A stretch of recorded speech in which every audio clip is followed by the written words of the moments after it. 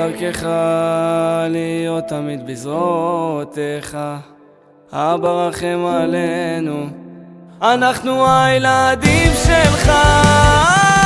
שיפתחו שערי שמיים עלינו בברכה, נהיה מאוחדים ולא נפסיק להיות חזקים.